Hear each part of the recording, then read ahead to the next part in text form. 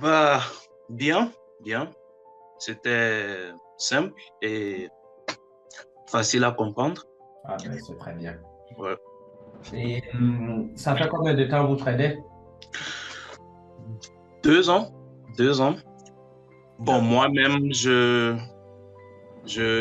trade pas, mais surtout, j'ai suivi des signaux Mhm. des traders et tout. Oui. Mais bon, tout ça, c'était de la paperasse et tout. Donc, j'ai acheté aussi quelques robots de trading. C'était aussi de l'arnaque. Oui. Donc, je me suis dit, bon, voilà, moi-même, je vais aller sur les marchés. Et je me suis dit, voilà, je vais prendre la formation du sniper. Super. Merci beaucoup. Merci surtout pour la confiance. Et parce qu'il y a beaucoup de personnes, ils me voient sur Internet, ils regardent la tête et ils disent, oh, attends, on va aller voir ceux qui se mettent en costume là. Et après, ils viennent. C'est très bien ce que tu as fait parce que au moins, tu as essayé un peu partout avant de venir. Ça Mhm. te permet de voir un peu l'importance de ce que tu as appris là sur le plan caméléon. Ouais, ouais. Le trading, dès qu'on commence à compliquer, on se met dans un trou et on ne pourra plus jamais sortir.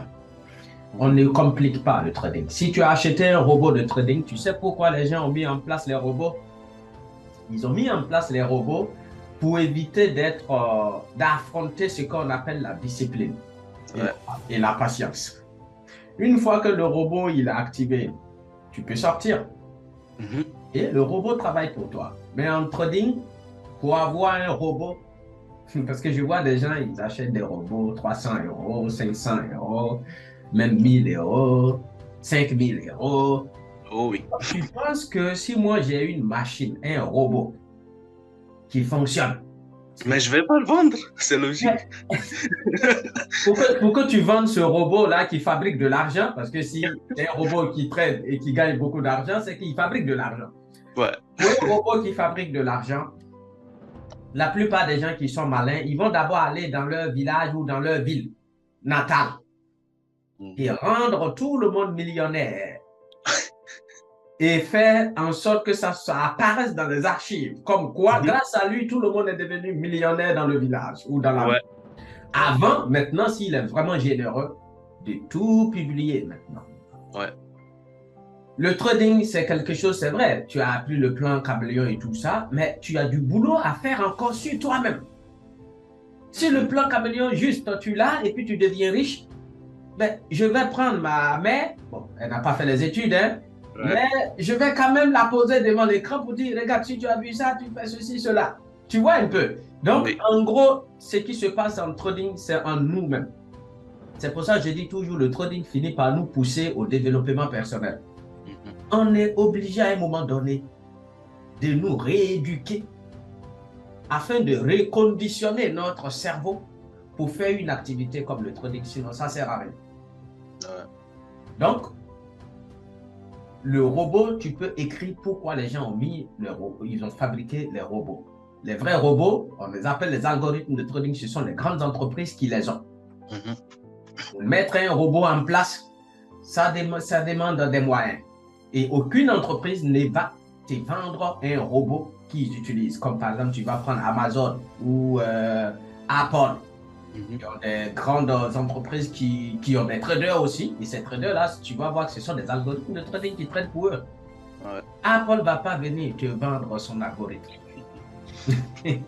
Donc, des fois, je vois sur Internet des gens qui disent, ouais, j'ai un robot qui fonctionne pour moi, tu le loues et après tu payes telle somme par mois.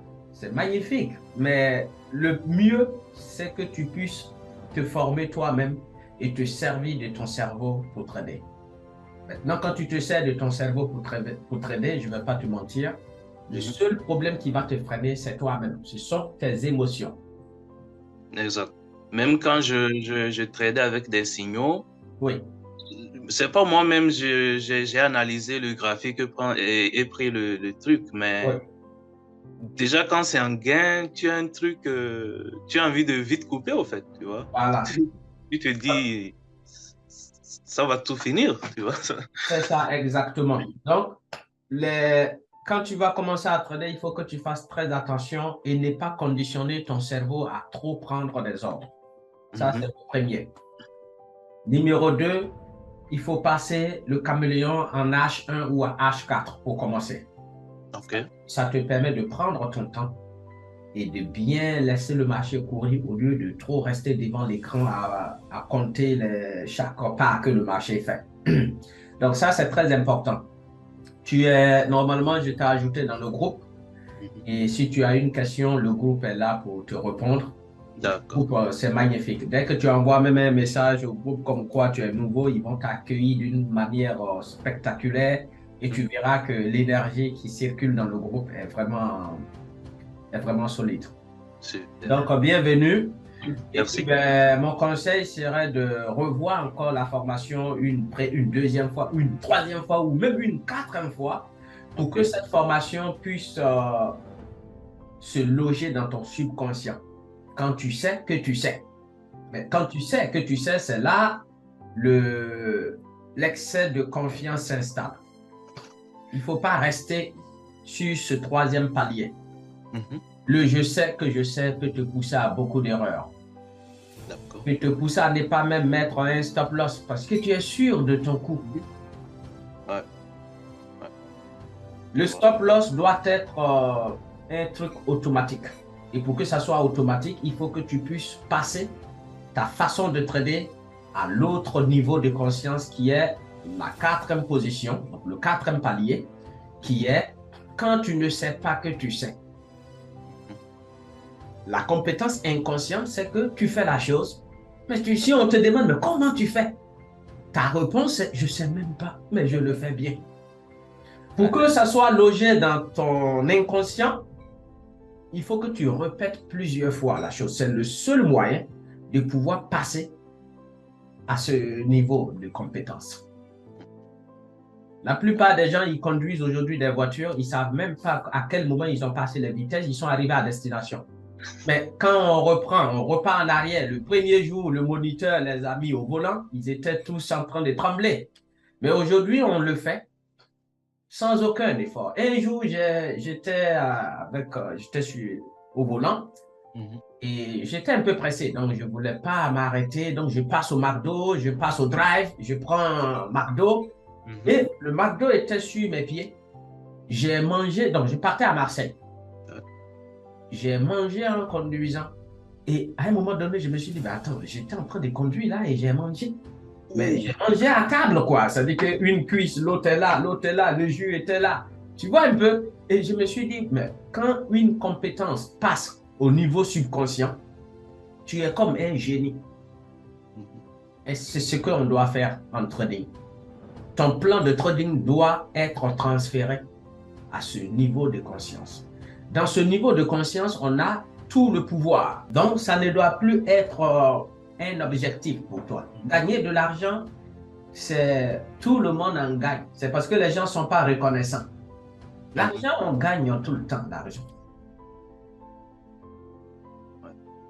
Tu dois te concentrer maintenant pour essayer de gagner le processus. Le processus est plus important que tout de suite gagner de l'argent. L'argent est trop facile, ça peut venir et partir. Par contre, le processus, s'il est logé dans ton subconscient, il ne peut jamais partir. Tu vieilliras avec ce processus. Vaut mieux courir pour le processus que de courir pour l'argent. Dans la vie, il y a deux types de personnes. Il y a ceux qui mangent les fruits et jettent les graines. Il y a ceux qui passent derrière, ils ne se contentent pas de manger les fruits. Eux, ils se focalisent sur les graines que les gens sont en train de jeter. Parce qu'ils savent qu'avec ces graines-là, ils pourront demain avoir les fruits à volonté. C'est la graine qui produit le fruit. Oui. Les gens ont tendance à dire que la vie est dure. Moi, je dis que la vie est facile. Regarde bien mes doigts. Regardez bien mes doigts. Peut-être aujourd'hui, ils sont un peu lisses. Mais pour quelqu'un qui connaît la vie ici, regarde bien mes doigts, il saura que ces doigts-là sont des doigts qui tourne depuis un bon moment. Oui. Oui, c'est pas des doigts de quelqu'un qui a sauté de là jusqu'à là. La dernière fois, on était au lit et ma femme a regardé, on parlait des pieds. Et puis j'ai soulevé mes pieds, ma femme a regardé mes pieds, elle a dit, mais tu as de vieux pieds. Ça nous a fait rire toute la nuit. Et du coup, elle, je regarde un peu ses pieds et je me suis dit, mais c'est quoi ces pieds d'innocent? Donc, vous voyez un peu, dans la vie, il y a deux types de personnes, comme j'étais en train de dire. Il y a ceux qui sont en prison et ils regardent les barreaux. Et il y a ceux qui sont en prison, mais qui contemplent les étoiles. Ils n'auront pas la même façon de vivre cette vie de prison. Les gens disent que la vie est dure, mais on est déjà dans la vie. Oui. Vaut mieux regarder les étoiles que de se focaliser sur les barreaux. Mets-toi en tête, par exemple, je prends chaque jour 2 ou 3 positions maximum. Dès que je prends une position, que vois que je suis en gain, je ne vais pas négliger mon stop loss qui doit passer en stop suiveur. Une fois un stop suiveur, vu que je ne suis pas là pour gagner des millions, j'ai mis mon TP à un endroit clé. Un support avant le support ou avant une résistance, si on l'achète. Et je laisse le marché courir, je sors de la maison, je ne reste pas devant les écrans parce que le sniper m'a dit, si je reste trop devant les écrans, je conditionne mon cerveau à être accro aux écrans. Et du coup, je peux finir par être accro au trading. Et là, ça va me pousser à prendre beaucoup plus de trades et ne pas au final être rentable et à tourner sur moi-même.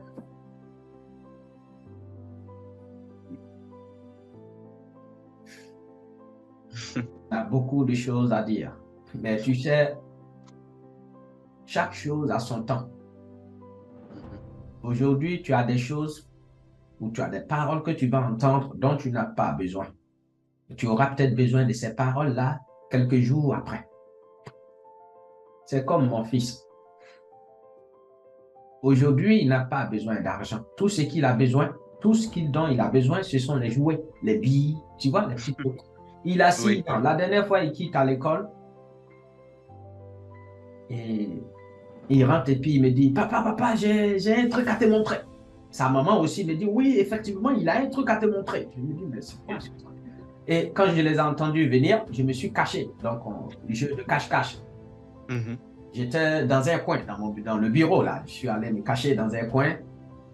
Et ça insistait. Viens, tu vas voir. Viens, papa, viens, je vais te montrer. Et donc, finalement, la plus petite vient me trouver. Ah, je l'ai trouvé. Donc, je sors. Je sors finalement de ma cachette. Et là, sa maman me dit, ben, c'est dans sa poche. Je dis, mais comment ça? Donc, pour moi, c'est les enfants qui jouent. Donc, voilà. Comme d'habitude. Je dis, oui, allez, montre-moi. Et là, il me sort un billet. C'est de l'argent. Donc, pour moi, je me suis dit, ah, c'est un billet de 10 euros. Et puis, d'ailleurs, qui paie son billet en ce moment? Hein? Oh, tu ramasses pas de billets comme ça. Oh non. Et le billet, il le sort. Et je déplie. Bon, quand j'ai déplié, je me suis dit peut-être c'est 10 euros maximum parce que la couleur est un peu, et voilà. Et sa femme me dit, mais j'ai dit sa femme. Je suis fatigué. Je viens de me réveiller là. Hein. Parce que j'ai dit, la petite n'a pas trop dormi hier, donc on a, voilà. Et du coup, madame me dit, mais regarde bien le billet. Je regarde, je dis, mais 50 euros? Ah ouais. Merci. Et le petit me dit, mais si tu veux, je te le donne. Tu vois, avec une insouciance. Mais c'est pas. Et là, je dis, ah d'accord, ok, merci beaucoup, Owen. Donc, je prends le billet et puis je dis à madame, je dis, mais tu vois un peu, tu n'as pas remarqué quelque chose? Tu as vu à son âge, il s'en fout de l'argent. La façon dont il m'a dit, si tu veux, je te donne, et puis il m'a donné. C'est-à-dire que c'est avec une insouciance. C'est-à-dire que l'argent Tu vois un peu quand on était petit à cet âge-là, la vie était magnifique parce que simplement l'argent n'avait pas fait son entrée dans notre vie. Et c'était magnifique, la façon dont il m'a dit, prends. Et il était en train de jouer. Et après, il me dit, papa, j'ai une bille, la plus forte des billes. Regarde la couleur. Et puis, il me montre une bille. Et je fais exprès, j'ai dit, mais tu peux me donner cette bille-là? Là, il a dit non. Je dis, mais il ne sait pas qu'avec ce qu'il m'a donné, là, il peut s'acheter 50 ouais. Donc, comme quoi notre façon de voir et de donner de la valeur aux objets peut changer beaucoup de choses dans notre vie. N'accordons pas trop d'importance à l'argent, sinon il finit par nous gouverner et il finira par devenir le maître de notre vie. Et s'il devient le maître de notre vie, nous allons nous servir des êtres humains et aimer l'argent. Alors que nous devons faire le contraire, nous devons aimer les êtres humains et nous servir de l'argent. Je m'arrête là aujourd'hui. Ici, le sniper sur les marchés boursiers. Et ravi de t'avoir reçu parmi nous. Et puis, j'espère que tu vas mettre en pratique tout ce que je t'ai dit. Oui. Et tu seras un grand trader comme tu le souhaites. Et garde toujours en esprit comme quoi tu seras un grand trader. Ne perds jamais de vue cet objectif-là. Et devenir un grand trader, ce n'est pas la somme que tu feras, mais c'est le respect du processus qui passera en mode subconscient. Ciao, ciao. Super, merci beaucoup. Ouais, merci. Oui. Un réveil.